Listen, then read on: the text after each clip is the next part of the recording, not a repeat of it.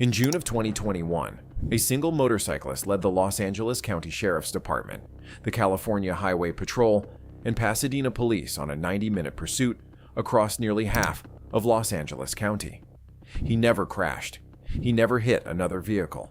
He stopped at red lights. He waved at the helicopter tracking him from above.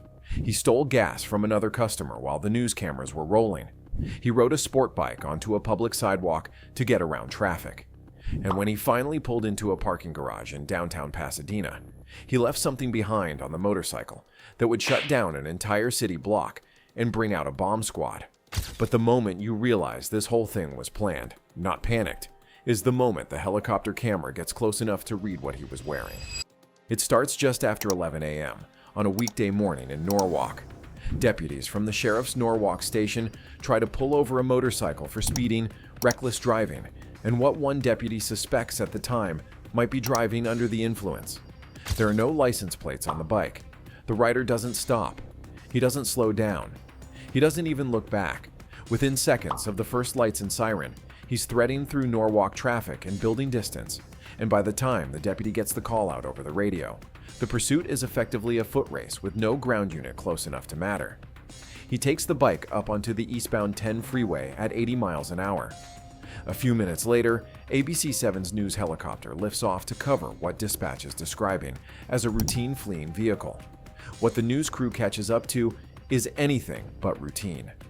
By the time any patrol car has a clean visual on the rider again, he's already crossed out of Norwalk, through Hacienda Heights, past La Puente, and is cutting through the courtyard at the Lakes Mall in West Covina like he already knew, before any of this started, exactly which streets were going to get him there.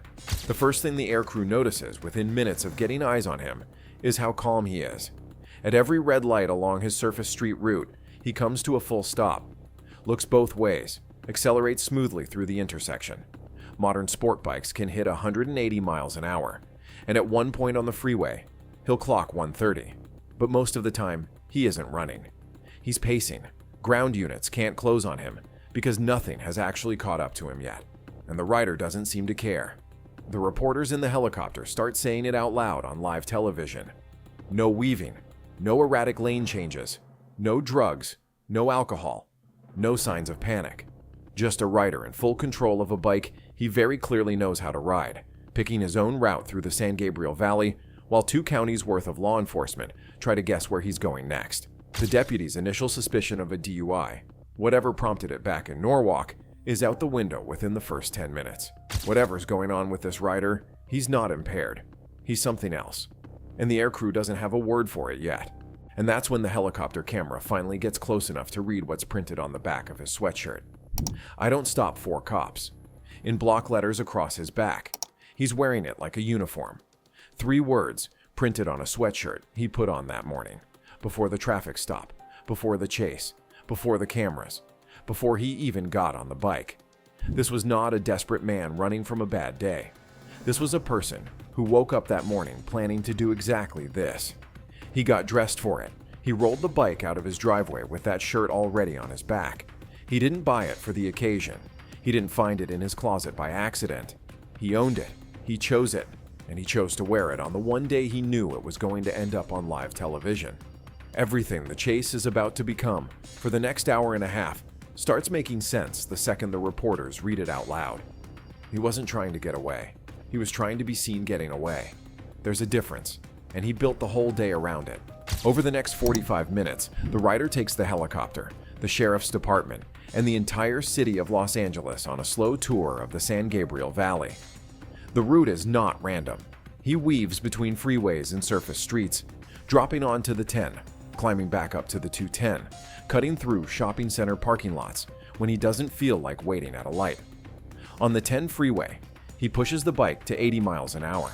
On a later stretch of surface street, he's clocked by the helicopter's ground speed tracker at 130.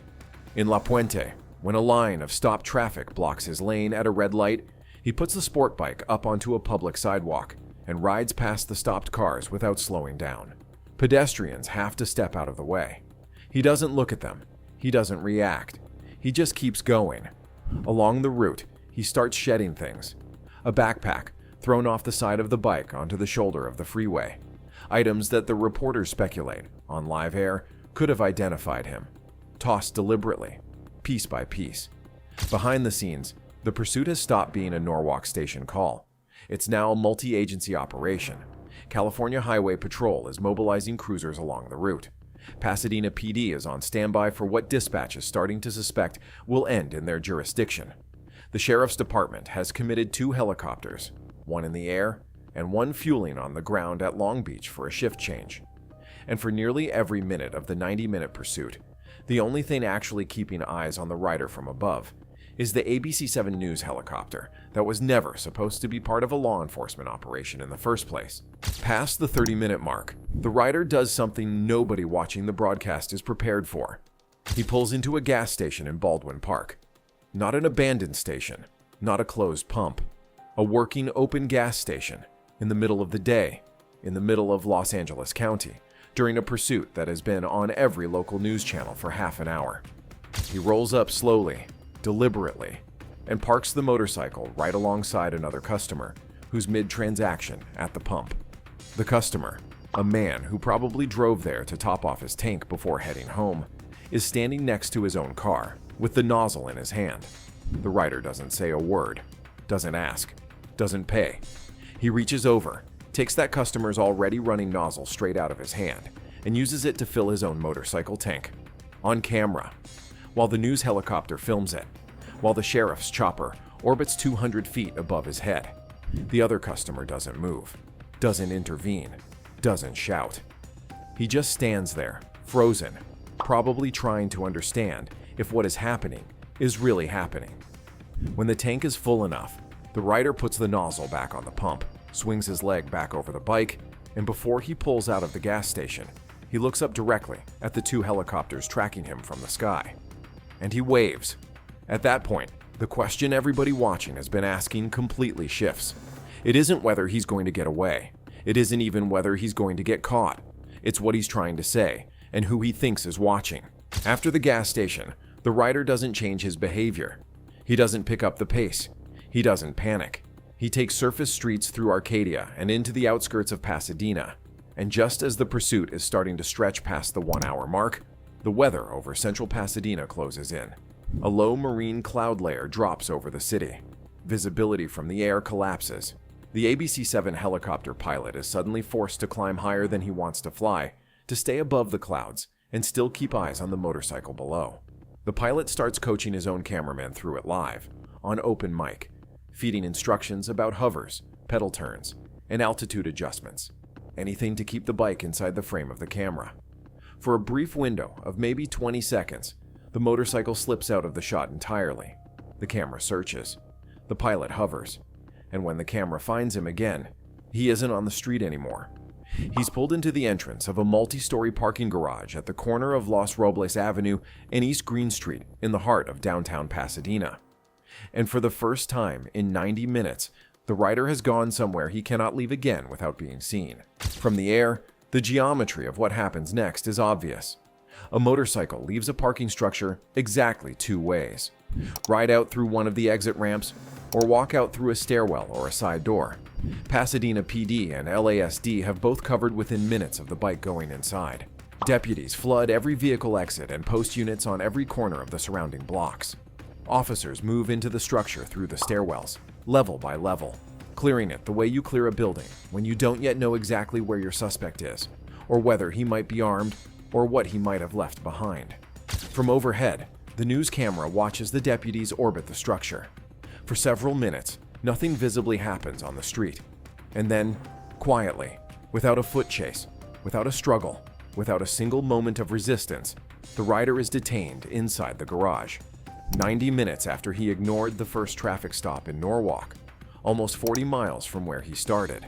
And after all the speeds, the sidewalks, the gas station, the wave, and the route that made no sense to anyone watching, he simply walked out of that parking structure in handcuffs. Calm, exactly as calm as he has been the whole ride. And for a moment, watching the broadcast, it looks like the story's over. It wasn't. When Pasadena officers finished walking the rider out of the garage and turned back to process the scene, they approached the abandoned motorcycle where he had left it. And on the motorcycle, they found a handwritten note, left by the rider, claiming there was a bomb on the bike. Within minutes, the entire parking structure is placed on immediate lockdown. The Pasadena Police Bomb Squad is dispatched to the scene. The surrounding blocks in downtown Pasadena are cordoned off. Businesses on Los Robles Avenue and East Green Street are ordered to evacuate. Pedestrians are pushed back behind police tape. Traffic in the area is rerouted. And for the next several hours, the city of Pasadena treats a single motorcycle, parked on a concrete floor in a municipal garage, as a potential live explosive. The bomb squad moves the way bomb squads move. Slow, deliberate, one step at a time. A robot is brought to the scene. The bike is examined, inspected, swept, and cleared. Hours pass. The rider sits in a patrol car the whole time, watching the response from the back seat. It's the last beat of a pursuit that, from the very first mile, never made sense if you assumed the rider was just trying to get away. If you assume instead that the sweatshirt, the wave at the helicopter, the route through 6 cities, the sidewalk ride, the gas theft, and the bomb note were all part of the same gesture, the same long statement, then it's the only beat that does make sense. It's the last page of the performance, and he wanted everyone to read it. After hours on scene, the Pasadena Bomb Squad finished their sweep of the motorcycle. There was no device, no explosive, no detonator, no anything. The note was a bluff, a final punctuation mark on a performance that had lasted 90 minutes and crossed 6 cities and 2 counties of Southern California. The original reason for the traffic stop, back in Norwalk at 11 in the morning, had been speeding and a missing plate. A ticket. The ticket had turned into a multi-agency pursuit. The pursuit had turned into a 2-county investigation. The investigation had turned into a bomb squad response, a downtown Pasadena lockdown, and a news story that would be replayed on every network in Los Angeles for days afterward. Charges filed at the time of booking included felony evasion of a peace officer, making a false report of a bomb, reckless driving on a public highway, petty theft at the Baldwin Park gas station, riding a motor vehicle on a sidewalk, and operating a motorcycle without license plates. The ABC 7 broadcast of the pursuit, the one the rider appears to have written the entire day around, has since been watched more than 20 million times. The sweatshirt he wore when he got on the bike that morning said it all, and by the end of the day, he had made sure everybody watching saw it.